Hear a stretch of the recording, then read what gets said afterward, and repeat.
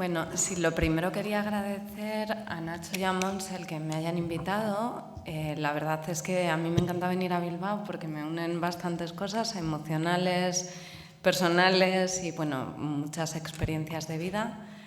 Y entonces, pues cuando me llamó dije, vamos a hacer todo lo posible porque a veces nos resulta difícil porque, claro, hay que cambiar la agenda y es verdad que esta tarde pues 4 de mis chicos no me han visto. Yo no sé dónde tengo la presentación, es lo único que me preocupa en este momento. La abrimos. Entonces, bueno, diré que la función ejecutiva, sobre todo para la estructuración del tiempo, no es mi punto fuerte, pero que voy a intentar ajustarme al tiempo y que me den el apoyo para poder hacerlo. Y vamos a hacer un recorrido que en realidad tiene bastante que ver con lo que ya ha presentado Mikel, pero que le voy a poner un poco de imágenes y a lo mejor puntualizarlo de una manera diferente. El recorrido por el síndrome de Asperger y qué cosas merece la pena preguntarse. Bueno, hay muchas preguntas que hacerse. La verdad es que simplemente con preguntas podríamos estar hasta el anochecer. Yo he estructurado la charla de la siguiente manera. Una primera parte que, bueno, espero no sea repetitiva, que habla otra vez de la historia y de la conceptualización actual de los trastornos del espectro del autismo, porque creo que siempre hay matices que lo diferencian y que es importante conocer. Y a mí incluso me sorprende, ¿no? Porque no me aburro nunca de ver cuál es la historia y cuánto desconocemos de ella y cuánto repetimos, ¿no? Porque al final, si no la conocemos, pues estamos estudiando las mismas cosas cuando había gente que lo estaba pensando hace muchos años. ¿Cuáles son las implicaciones del síndrome de Asperger en la vida diaria? Porque a veces, claro, se entiende como un trastorno del espectro del autismo leve y, sin embargo, realmente está muy afectado aspectos muy cualitativos de la vida diaria, no solo en estas personas, sino también en las familias que tienen que apoyarles desde que se levantan hasta que se acuestan, pero que esto es lo que es menos visible y que entonces entendíamos un poco hablando con Monse, pues nos planteamos que era importante sensibilizar también para poder entender lo global y, bueno, porque mi tesis doctoral básicamente ha girado en torno a que lo que enseñamos no son habilidades sociales, sino algo mucho más global como habilidades para la vida. Por otra parte, quiero dar unas pequeñas pinceladas sobre género. Me han llamado la atención los datos que ha ofrecido Mikel. En Burgos tenemos datos diferentes porque en realidad ahora mismo personas con síndrome de Asperger en Burgos se están atendiendo 115, mientras que personas con autismo y discapacidad intelectual se están atendiendo alrededor de 68. Entonces, es bastante diferente la proporción. Y luego nosotros sí que tenemos una chica de cada 3-4 diagnósticos en síndrome de Asperger. Entonces, sí que es verdad que hay diferencias. Y el tema del género, bueno, yo estuve implicada en un proyecto que se llama Autism in Pink, Autismo en Rosa, que es un proyecto europeo que desarrollamos, está online y que hay estrategias para intervenir, pero también recomendaciones para políticos. Entonces, bueno, pues como por aquí está la Diputación Foral de Navarra, de Vizcaya, y no sé, me he ido. Me he ido porque hay un chico con el que trabajo, y antes cuando lo estaba escuchando, que le regalamos un libro de la Diputación Foral de Navarra y se lo aprendió entero. Y cuando estaba diciendo la Diputación Foral de Vizcaya me iba todo el tiempo.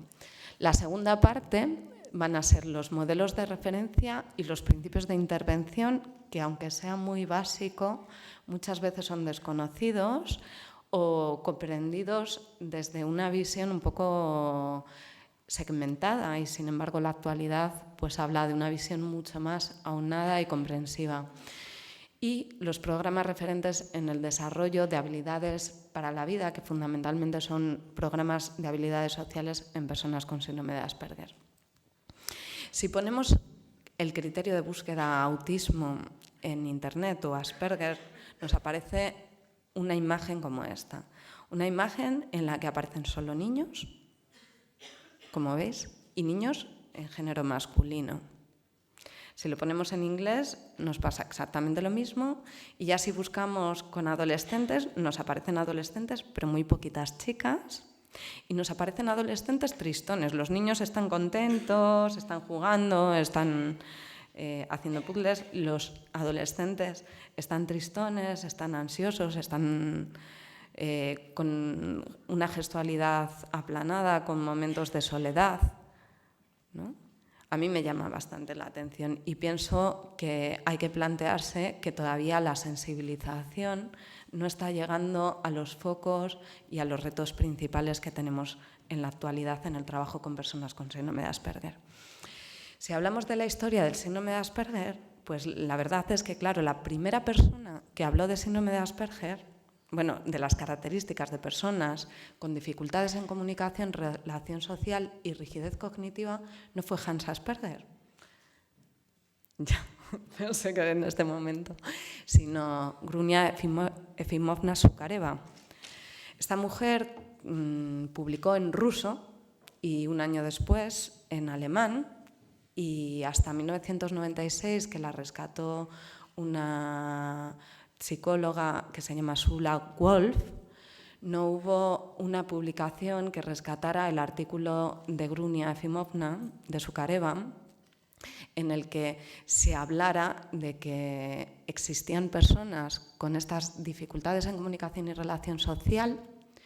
Fijaros qué actualidad tiene este artículo de 1925, que no tenían por qué presentar discapacidad intelectual y además ella decía que la intervención, ella trabajaba en un hospital psiquiátrico, que la intervención tenía que estar vinculada y coordinada entre sanidad, educación y servicios sociales y que había una base neurológica y no una base educativa de las familias en el desarrollo de estas dificultades.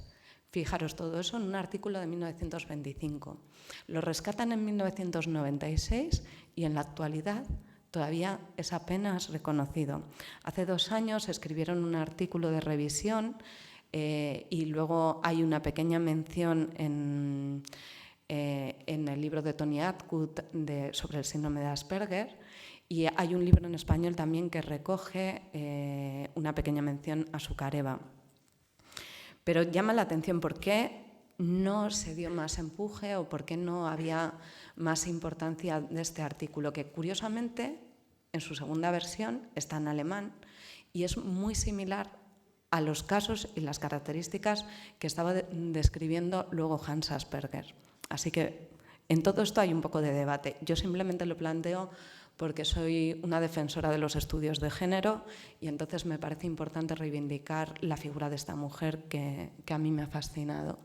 En 1943, pues conocéis a Kanner, en 1944 los estudios de casos de Hans Asperger y en 1981 la revisión y el reconocimiento de estos estudios.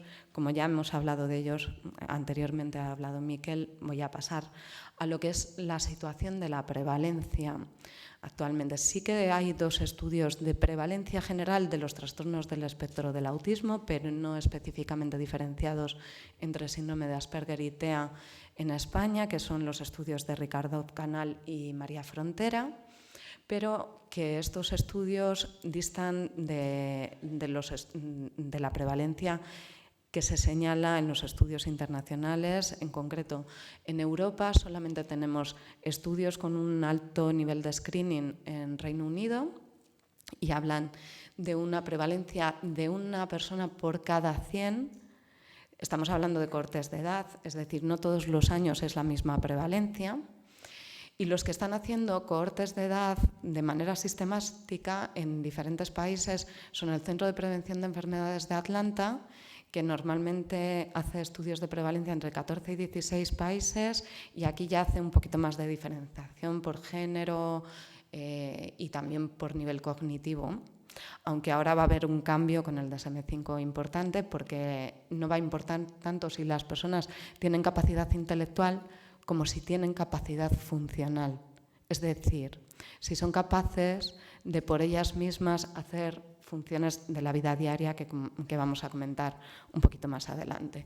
La prevalencia está en una persona de cada 68. Y como bien decía Miquel, la diferencia de prevalencia entre hombres y mujeres está más o menos en un hombre de cada 2,5 mujeres, 3 mujeres, dependiendo los estudios de cohorte. Este en el último estudio publicado. El CDC habla de que en este mismo año es muy probable que se alcance la prevalencia del 2%.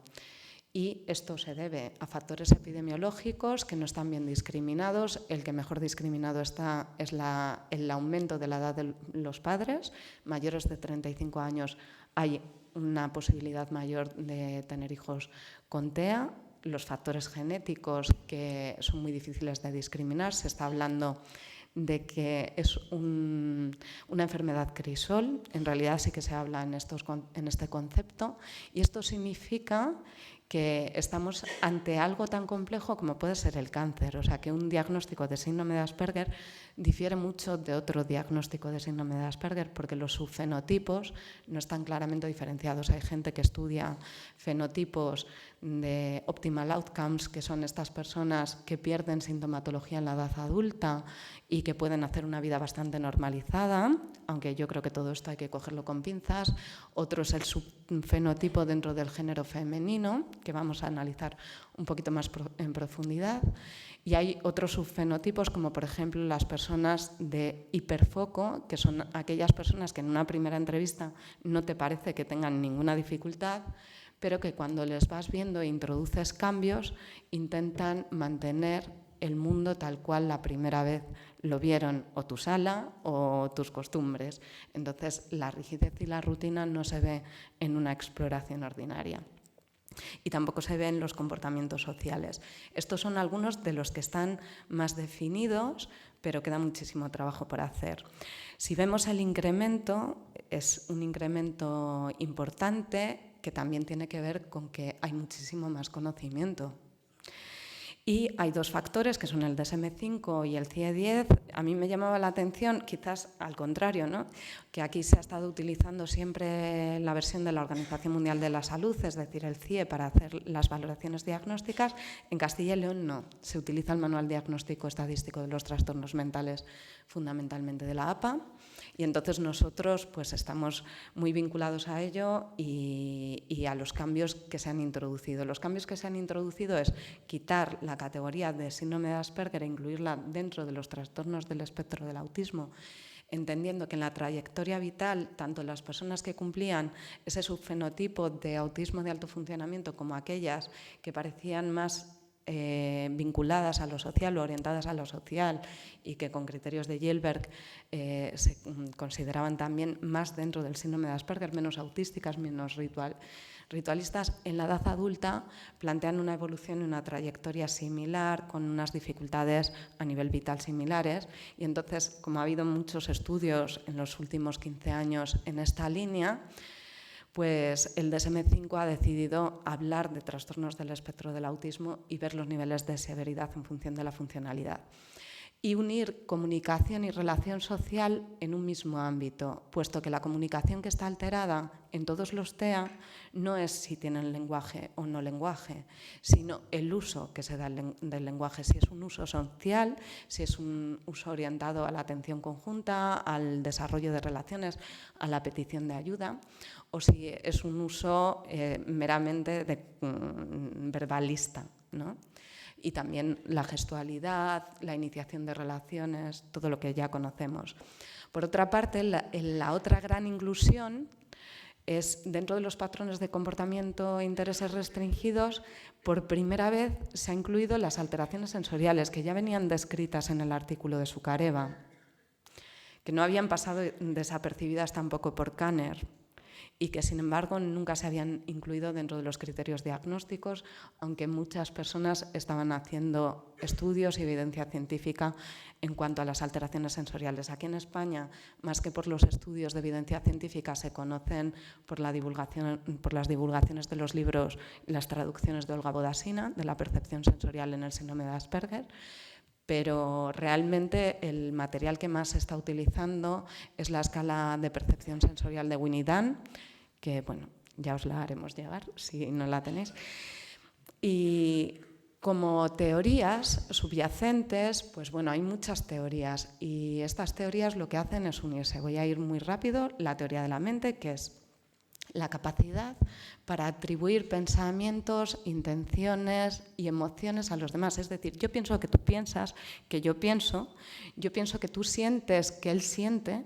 Fijaros, teoría mentalista de primer y segundo orden. Lo que hacemos las mujeres, según vemos a otra mujer, ¿no? En plan, nos ponemos primitivas y decimos, mira, esta cómo va vestida, seguro que es una lagarta. Bueno, pues todo esto implica mucha teoría de la mente y es una cosa que está muy bien y que es muy sana. La función ejecutiva... ¿Me miras, Guillermo? Como... Bueno, la función ejecutiva, que es esto en lo que yo no soy muy buena, que implica la secuencia, bueno, implica cosas tan importantes como la inhibición, y esto en mujeres va a ser muy importante. La inhibición de impulsos, es decir, me controlo. Veo un chico súper guapo, no se lo digo. O sea, hago como que no me importa. Estoy poniendo en marcha mi función ejecutiva, o estoy poniendo en marcha mi función ejecutiva cuando me levanto por la mañana y digo, ay, ha sonado el despertador, no le voy a dar 5 minutos más tarde, 10 minutos más tarde, pues ahora tengo que acortar el tiempo en el que voy a realizar las cosas para poder llegar puntual. Esto implica función ejecutiva y flexibilidad mental. La intersubjetividad de Hobson, que bueno, la intersubjetividad, la atención social y las neuronas espejo son 3 líneas que están muy identificadas, que habla, y bueno, y la teoría de la mente, en realidad, todas estas teorías son una base subyacente y conjunta, y lo que se está tratando es de explicarlas de una manera unitaria. A nivel neurológico, pues está, bueno, en los trabajos de Manuel Casanova hablando de las minicolumnas, que es como circuitos neuronales que se saltan partes, ¿no? Y que funcionan diferente, las neuronas que se abrazan de manera diferente, pero también están los estudios de Jacobini sobre neuronas espejo. La intersubjetividad es yo fijo mi atención en aspectos sociales más que en aspectos conceptuales o que en los objetos, porque a mí lo que me interesa es compartir mi experiencia, y esto está en la base de cosas como el seguimiento ocular y la triangulación visual, de la que tanto habla Amy Klein en los estudios de seguimiento de mirada, que van a ser básicos en lo que decía Monse de atención temprana. La coherencia central, por no saltarme el orden cronológico, habla pues de esa capacidad para centrarse en el detalle y esa dificultad para establecer el conjunto. Por ejemplo, nuestros chicos eran muy, muy inteligentes, pero en general tienen muchísima más dificultad en hacer una síntesis y extraer una palabra que tenga significado para poder recordar todo un contexto a nivel de estudios, por ejemplo, pero lo pueden generalizar a cualquier otra cosa, que para memorizar palabra por palabra. Fijaros, cuando estudian una carrera, a mí me alucinan, porque digo, es verdaderamente no solo que su memoria funciona distinta, sino que se fijan detalle por detalle, y sin el detalle a detalle, el conjunto muchas veces no tiene significado. La atención social de Rizzolatti y las neuronas espejos son como 2 pasos de lo mismo. ¿A qué se refiere Rizzolatti? Bueno, introduce un concepto que es la resonancia, que es yo os miro y si de repente alguien se cae o a alguien le golpea a otra persona, pues yo de alguna manera siento dolor. No es que lo sienta, pero... O voy al cine, el otro día fui a ver Truman y estuve llorando un montón todo el tiempo. Es una película sobre cáncer y un enfermo terminal, ¿no? Y eso es porque en mí se produce una resonancia, en mí o en todos, ¿no? De alguna manera se estimulan las mismas áreas del cerebro que si nos estuviera pasando. No es que lo sintamos exactamente igual, es que resonamos con las emociones de los otros. Y esta área, cuando se encontró y cuando se localizó, que fue en 2010, es lo que se llamó neuronas espejo. Cuando hablamos de género, pues cuando se hizo el proyecto Autism Pink en Europa, apenas había estudios. Había un estudio que también había pasado desapercibido, y a mí todo esto me llama mucho la atención, que era el de Kopp y Gilbert, que estos dos pues, hicieron una escala de detección y de screening de síndrome de Asperger, que bueno, es fácil de acceder a ella, en la que están incluidas ciertas características que luego los estudios están viendo que efectivamente estaban muy bien orientadas y que son específicas vinculadas al género. Tony Attwood hizo en un congreso en Lisboa una tarde entera sobre género, y en Autismo Europa, cuando se celebró Autismo Europa en Catania, también se creó una sala, que era la sala Pink, para hablar sobre género, pero apenas había estudios. Desde el año 2009 ha habido un crecimiento de los estudios en género y autismo enorme. Si este es un estudio de metaanálisis, es decir, una recopilación de los estudios que existen con datos y pasando el A2 y el 3DI, que aquí no es muy conocido, pero que es una herramienta diagnóstica que tiene en cuenta también otras comorbilidades con trastornos mentales. Y lo que encuentran, fijaros, a nivel significativo, es que hay diferencias significativas en el género en los comportamientos estereotipados. No hasta los 4 años, que se pueden presentar más o menos de la misma manera, hasta los 6 años, sino más adelante las chicas aprenden a disimularlos antes. Y entonces no se ven tantas estereotipias ni tantas ecolalias. Tampoco tienen tantas dificultades en la motricidad fina. Tienen menos, ¿veis? 6,40, 8,34. Son más capaces de narrar información sobre lo que les ha pasado. Su memoria autobiográfica es mejor. De hecho, hay grandes escritoras como Elfriede Jelinek, que fue paciente de Asperger, que es una premio Nobel, o Amélie Nothomb, que a mí me encanta, que es una francesa pues que en Metafísica de los tubos describe la atención temprana al autismo de una manera increíble, porque la característica de la hiperlexia está muy vinculada también al género y al síndrome de Asperger. Es decir, tener muchísimo vocabulario, hablar súper bien. De hecho, yo trabajo con una chica de mi edad que ha dado conferencias y que lo hace, bueno, increíble, Feten, es una pasada ella. Y que escribe muy bien. Esta hiperlexia, es una experta en etimología. Claro, que no todas las personas con síndrome de Asperger son genios, y que ser genio no significa que te puedas desarrollar en la vida, porque en realidad esta chica está en paro y todos los días come pizza. Así que retomo esto por el concepto de funcionalidad. Mucha menos repetición de frases, lo que os decía de la ecolalia. Fijaros, 25 chicas frente a 163 chicos en esta revisión de estudios. Y luego, otro aspecto importante es que ellas tienen mucho más juego simbólico y normalmente no cumplen el criterio de no tener ningún amigo. Tienen amigas a las que imitan y a las que copian y en las que están en su sombra. ¿Cómo vamos de tiempo? Mal. Sí, bien. Vale. La conducta adaptativa. ¿Cuál es la implicación? O sea, ¿por qué hablo de conducta adaptativa? Por la capacidad de adaptación al entorno. Este es un término que es muy importante en el ámbito de la discapacidad y que habla la amplitud que tiene la persona para cuidar de sus necesidades personales. Si yo no soy capaz de llegar a tiempo, si para mí lavarme o secarme el pelo me puede llevar 2 horas, pero otro día me puede llevar 3 porque no tengo el concepto de tiempo adquirido y mi función ejecutiva no funciona, entonces no sé tampoco de qué me sirve ser muy inteligente. Si realmente no soy capaz de gestionar mi aspecto o mis estudios y no duermo porque necesito conocer todas las cosas de una manera perfecta, tampoco sé muy bien de qué me sirve ser inteligente.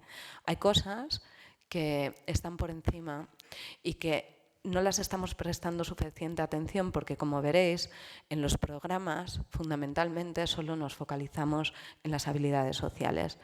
Para hablar de destrezas adaptativas tenemos el American Association of Intellectual and Development Disabilities, que habla de que son destrezas conceptuales, sociales, pero también habilidades prácticas. Y esto es súper importante.